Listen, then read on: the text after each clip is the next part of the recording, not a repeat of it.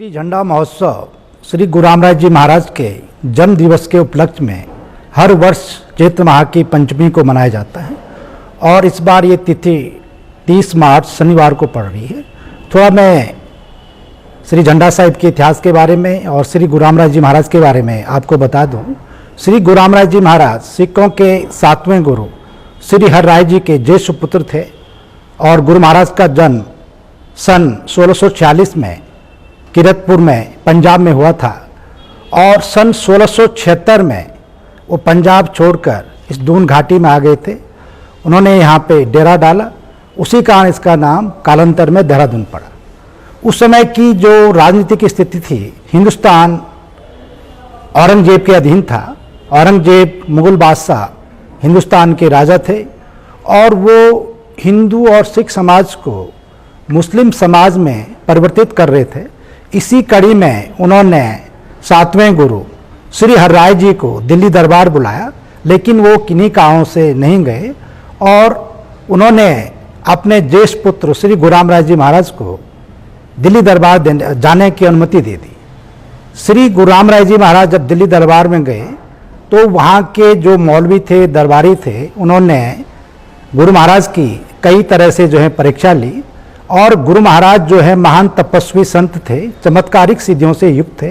उन्होंने वहाँ पे कई चमत्कार दिखाए और औरंगजेब ने उनको हिंदू पीर की संज्ञा दी और कामिल फकीर कहा।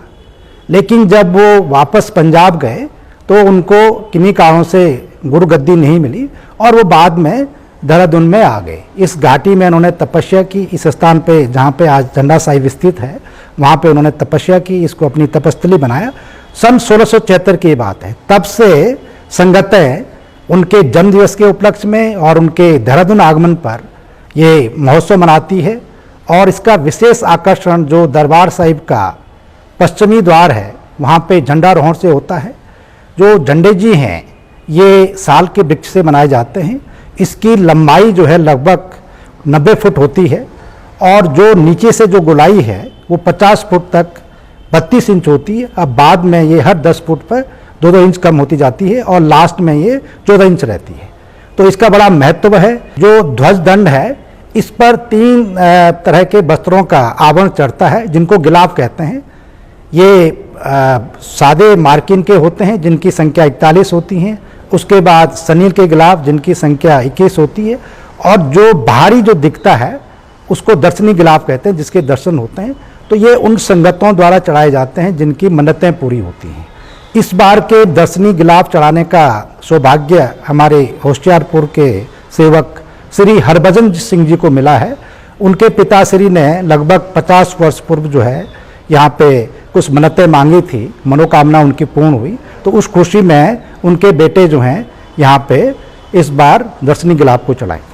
तो ऐसी मान्यता है कि जो भी दरबार साहिब में आस्था के साथ, विश्वास के साथ आता है, मत्था टेकता है और कोई भी मन्नत मांगता है, गुरु महाराज उसकी हर मन्नत को पूरा करते हैं और उनकी झोलियों को अपने आशीर्वाद से भरते हैं। जो श्री झंडा महोत्सव का विशेष आकर्षण है, ये दरबार साहिब का जो पश्चिमी द्वार है उसमें विशाल का एक चबूतरा बना है।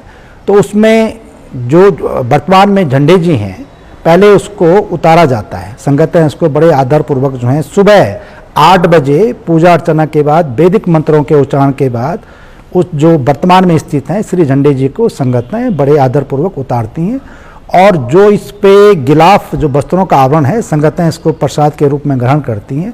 उसके बाद जो ध्वज दंड है उसको जो है गंगा जल और पंचगव्य से इसका स्नान कराया जाता है और फिर सुबह 9 बजे से जो नए वस्त्रों का आवरण है, गिलाफ हैं 3 तरह के जो मैंने अभी बताया, उनका आवरण जो है संगतों द्वारा इस पे चढ़ाया जाता है और सुबह 9 बजे से लेकर 2 बजे तक ये प्रक्रिया जारी रहती है।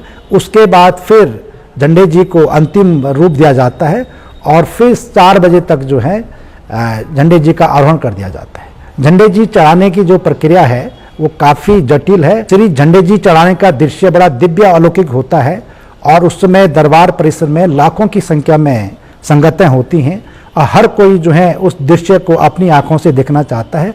भक्ति भावना जो है उस समय बड़ी चरम सीमा में होती है और लोग अपने को धन्य समझते हैं कि वो दरबार परिसर में, झंडा परिसर में जो है इस दृश्य को जो है देख पाते हैं। श्री झंडा महोत्सव में बहुत सारी संगतें आती हैं, लाखों की संख्या में संगतें आती हैं, तो उनके रहने की, खाने की और अन्य व्यवस्थाएं जो हैं दरबार साहिब द्वारा की जाती है। इसके लिए दरबार साहिब में, परिसर में और जो हमारे स्कूल हैं, जो देहरादून की धर्मशाला हैं, होटल्स हैं, सब में संगतों की रहने की व्यवस्था की जाती है। और इससे भी अच्छी बात, जो हमारे देहरादून की संगतें हैं वो उनको अपने घरों में बड़े आदरपूर्वक ठहराती है, तो रहने की कोई समस्या नहीं होती है और सारी संगतों को हम बड़े प्यार से यहाँ पे ठहराते हैं। उसके अलावा उनके खाने की व्यवस्था के लिए 8 लंगर जो हैं वो 24 घंटे चलते रहते हैं दरबार परिसर में, तालाब में, बिंदाल में और मातावाला बाग में। और बाकी छोटे मोटे लंगर जो हैं, जो हमारे देहरादून के व्यापारी हैं या अन्य सेवक हैं, उनके द्वारा चलाए जाते हैं। उसके अलावा हम संगतों के स्वास्थ्य परीक्षण के लिए या किसी को कोई स्वास्थ्य की दिक्कत होती है तो श्री महंत इंद्रेश हॉस्पिटल जो हमारा पटेल नगर में स्थित है, उनकी यहाँ पे टीम, डॉक्टर्स की टीम, नर्सिंग स्टाफ, पैरामेडिकल, वो यहाँ पे 24 आवर्स उपलब्ध रहता है, एम्बुलेंस रहती है, तो उनके स्वास्थ्य की जांच भी होती है और साथ साथ जो है किस तरह से अच्छा स्वास्थ्य को बनाए रखा जाए उसके लिए यहाँ पे उनको लगातार जो है जागरूक किया जाता है। शासन प्रशासन का हमें बहुत अच्छा सहयोग मिलता है। पुलिस प्रशासन की टीम जो है लगातार यहाँ पे निरीक्षण करती रहती है। जिला प्रशासन के साथ हमारे जो दरबार साहिब के अधिकारी हैं उनकी मीटिंगें होती रहती हैं और किस तरह से मेले को और अच्छे ढंग से संपन्न कराया जाए, इसमें पूरा सहयोग हमें मिलता है। बाकी जो हमारे सेवक हैं दरबार साहिब के, वो भी व्यवस्था बनाने में बहुत अच्छा सहयोग देते हैं। हर तीसरे वर्ष जो है जो झंडा महोत्सव है वो मार्च लास्ट में जाता है और जब मार्च लास्ट में जाता है तो उस समय तक जो है बच्चों की परीक्षाएं संपन्न हो जाती हैं, तो परिवार के सभी लोग जो हैं वो फ्री हो जाते हैं। तो निश्चित तौर पे इस समय बहुत अधिक संख्या में हमारी संगतें इस झंडा महोत्सव के दौरान पे यहाँ पे आएंगी। जो सुरक्षा की दृष्टि के लिए बहुत अच्छा प्रबंध जो है दरबार साहिब ने किया है। जो भी प्रवेश द्वार हैं या जितने भी और जगह हैं वहाँ पे CCTV जो हमने इंस्टॉल किए हैं और पुलिस के जवान भी जगह जगह जो हैं वो तैनात रहते हैं। जो हमारा दर्शनी गेट है उस पर एक अस्थायी जो है थाना मेला लग जाता है, तो उससे जो है बहुत अच्छी व्यवस्था हो जाती है। बाकी जो है गुरु महाराज की कृपा से सारी जो व्यवस्थाएं हैं वो बड़े किसी विघ्न बाधाएं के आगे बढ़ती हैं। झंडारोहण के तीसरे दिन सप्तमी को, जो कि तिथि इस बार 1 अप्रैल को पड़ रही है, उस दिन जो देहरादून पुराना नगर था, संगतें जो हैं उसकी परिक्रमा करती है। और इसके पीछे ये इतिहास है कि जब श्री गुरु रामराज जी महाराज यहाँ पे तपस्या कर रहे थे तो वो सुबह जो है भ्रमण पर निकलते थे और जो नगरवासी हैं उनसे मिलते थे, उनसे भेंट करते थे और उनको आशीर्वाद देते थे और उनका सुख दुख बांटते थे। तो संगतें आज भी जो हैं उसी रास्ते का अनुसरण करती हैं और नगर परिक्रमा जो है दरबार साहिब से शुरू होकर झंडा बाजार, फिर कामली रोड होते हुए बिंदाल, और बिंदाल स्कूल में कुछ देर जो है कीर्तन भजन होते हैं, वहाँ पे संगतें भजन करती हैं। उसके बाद फिर तिलक रोड होके, चक्राता रोड होके, फिर घंटाघर, फिर वहाँ से पलटन बाजार होके धामावाला बाजार और फिर नीचे रेलवे स्टेशन से फिर भंडारी बाग और फिर जो है जो श्री महंत साहिबान समाधि स्थल है वहाँ पे जाती हैं। वहाँ पे कीर्तन भजन और प्रसाद बनता है और फिर दोबारा दरबार में वापस आ जाती है। तो ये परंपरा तब से चली आ रही है जब गुरु महाराज जी ने यहाँ पे तपस्या की थी। जो मेले हैं वो भारत की सांस्कृतिक विरासत है और आप देखते होंगे कि देश के किसी न किसी कोने पर हर महीने कोई ना कोई मेला वो लगा रहता है।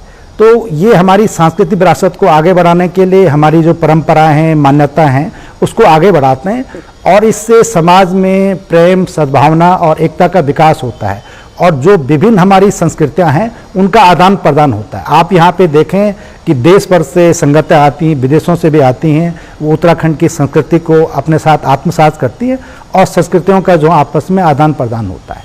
तो मेले जो हैं सामाजिक एकता के लिए और हमारी परंपरा को आगे बढ़ाने के लिए, अक्षुण्ण रखने के लिए बहुत ज़रूरी है। होली का त्यौहार प्रेम, भाईचारा, सद्भावना का, एकता का त्यौहार है। इसको हमें बड़े प्यार से मनाना चाहिए और होली के दौरान ये हमें कोशिश करनी चाहिए कि जो हम रंगों का प्रयोग करते हैं वो प्राकृतिक रंग हों, ऑर्गेनिक रंग हों और इको फ्रेंडली हों और पानी का बहुत ही हमें बचाव करके पानी का जो है हम वेस्टेज न करें, क्योंकि बहुत पानी की कमी हो रही है। तो ये मेरी विनती है कि रंगों का त्यौहार सबके जीवन में खुशहाली लाए और सबके जीवन में संपन्नता लाए।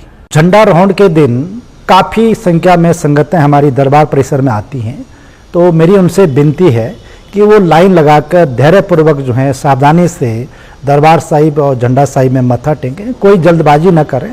सबको जो है अवसर मिलेगा और वो मेले में बहुत अच्छी व्यवस्था बना के रखें। जैसे कि हम सब जानते हैं कि पानी की बहुत कमी है, तो मैं सभी संगतों से, मेले में आने वाले सभी जो भी श्रद्धालु हैं उनसे विनती करता हूं कि वो पानी का बहुत अच्छे ढंग से इस्तेमाल करें, जो जितना ज़रूरी है उतना इस्तेमाल करें और पानी के संरक्षण में अपना अमूल्य योगदान दें।